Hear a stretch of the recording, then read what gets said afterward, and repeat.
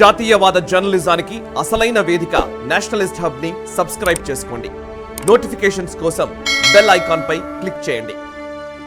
కాళిదాస్ గారు, ఇప్పుడు మురళి గారు చెప్పినట్టుగా నేరుగా యుద్ధం చేయడం అనేది అది పాతకాల పద్ధతి, అదంతా అడ్వైజబుల్ కూడా కాదు. అయితే వాళ్ళంతట వాళ్ళే అక్కడ ఉన్నటువంటి ప్రజలు ఏమనుకుంటున్నారు? ప్రజలు మేము స్వతంత్రంగా ఉంటే మేము బాగుంటాం అన్నటువంటి ఆలోచనలో ఉన్నట్టుగా అనుకోవాలా? లేదు భారత్లో కలిస్తే ఆల్రెడీ ఎమర్జింగ్ కంట్రీ కదా, అభివృద్ధి చెందుతున్నటువంటి దేశం కదా, మా జీవన ప్రమాణాలు మెరుగుపడతాయని మెజారిటీ ఆఫ్ ద పీపుల్, పిఓజేకలో ఉన్నట్టు మెజారిటీ ఆఫ్ ద పీపుల్ ఏం కోరుకుంటున్నారు?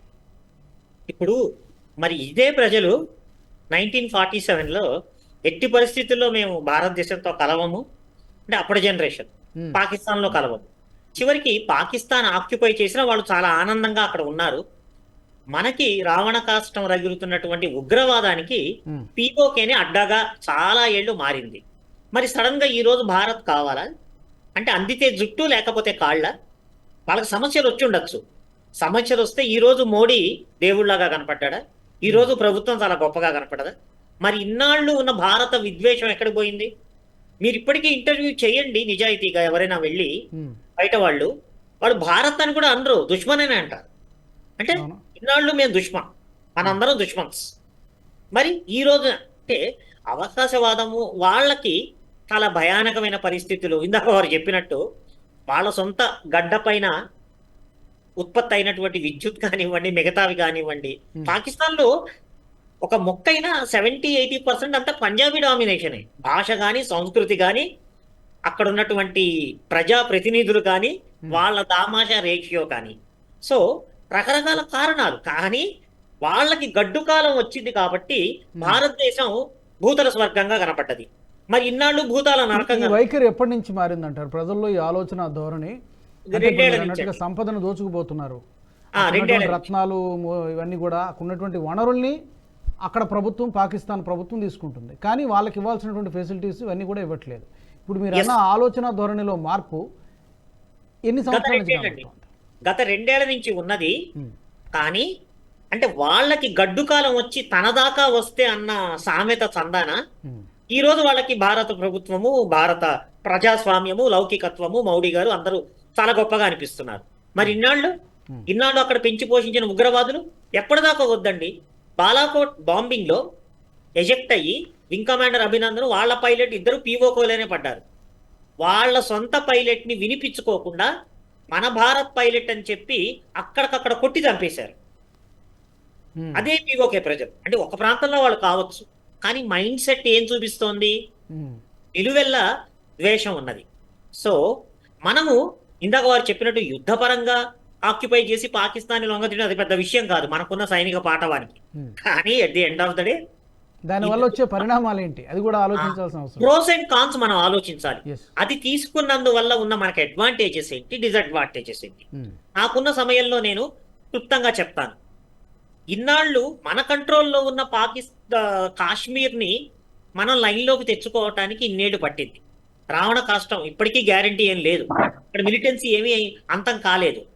అలాంటిది పీఓకేలో వాళ్ళకి ప్రస్తుతం ఉన్న గడ్డు కాలానికి ఒక సొల్యూషన్ లాగా మేము భారత్లో కలుస్తామంటున్నారు. సో ఆ మొత్తం ఆజాద్ కాశ్మీర్ని వాలంటీర్గా కలుపుకున్న దాన్ని మెయింటైన్ చేయటం ఇంకెంత కష్టం, అంత ఆషామాషి కాదు. ఎందుకంటే వాళ్ళు ఇదే మైండ్ సెట్లో, ఇదేమన్నా ఇప్పుడు సినిమా కాదు కదా నేను మారిపోయానంటే విలన్ మారిపోవటానికి. సో బేసిక్ లో భారత్ వ్యతిరేకత అన్నది వాళ్ళ అణువణువున రక్తంలో ఉన్న వాళ్ళు నిజం గ్రహించి ఉండొచ్చు, అది వేరే విషయం. నిజం గ్రహించి ఉండొచ్చు. ఇన్నాళ్ళు భారతదేశం పక్కనే ఉన్న మన కాశ్మీర్ ప్రజలు, ఎందుకంటే ఒకే ప్రాంత ప్రజలు, ఒకే కల్చరు, ఒకటే భాష, ఒకటే మతము. అంటే నిజం గ్రహించడానికి ఇన్ని సంవత్సరాలు పట్టిందంటారా కాళిదాస్ గారు?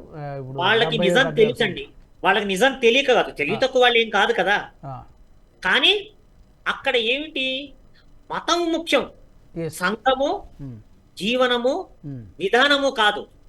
మత ప్రాతిపాదికన ఆ దేశం ఏర్పాటైంది. మనం సెక్యులరిజాన్ని చాలా కష్టపడి పెంచి పోషించుకున్నాం. వాళ్ళకి అర్థమైంది ఈ రోజు భారతదేశం పచ్చగా ఉన్నది, దాని అడ్వాంటేజ్ తీసుకున్నాము అన్న ఉద్దేశం 70% ఉన్నది. ఎస్, మనం మంచో చెడో వీళ్ళతో కలిసి దెబ్బతిన్నాము అన్న భావన ఒక 30% ఉన్నది. సో నా ఉద్దేశంలో అవకాశవాదమే అవసరార్థం. ఇప్పుడు అవసరము ఉన్నది, అవకాశవాదం ఉన్నది.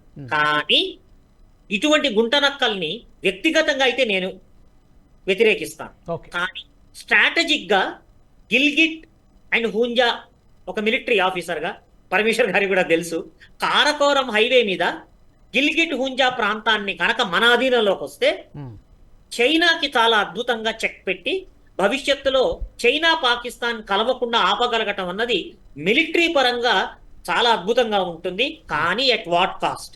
ఆ ప్రజలందరినీ మనం కంట్రోల్ చేసి మన లైన్లోకి తెప్పించుకొని ఈ రోజు నుంచి మేము భారతదేశం దేశభక్తులము, జై హింద్, భారత్ మాతాకి జై అని 99.99% ఆ జాతి వినే సమస్య లేదు. నమ్మి మనం మోసపోవటం అంటే దారిన పోయే దరిద్రాన్ని నెత్తి మీద పెట్టుకోవడం, ఎత్తికెక్కించుకోవటం అన్న రిస్క్ చాలా ఎక్కువ ఉంటుందని నా ఉద్దేశం. ఓకే కాళిదాస్ గారు, ఈ వీడియో మీకు నచ్చినట్టయితే లైక్ చేయండి, 10 మందికి షేర్ చేయండి, అలాగే కామెంట్ల రూపంలో మీ అభిప్రాయాలను మాతో పంచుకోండి. Nationalist hub group of channels ను సబ్స్క్రైబ్ చేసుకుని తెలుగునాట జాతీయవాద జర్నలిజాన్ని ప్రోత్సహించండి. ఈ వీడియో కింద ఉన్న బెల్ ఐకాన్ పై క్లిక్ చేయడం మర్చిపోవద్దు.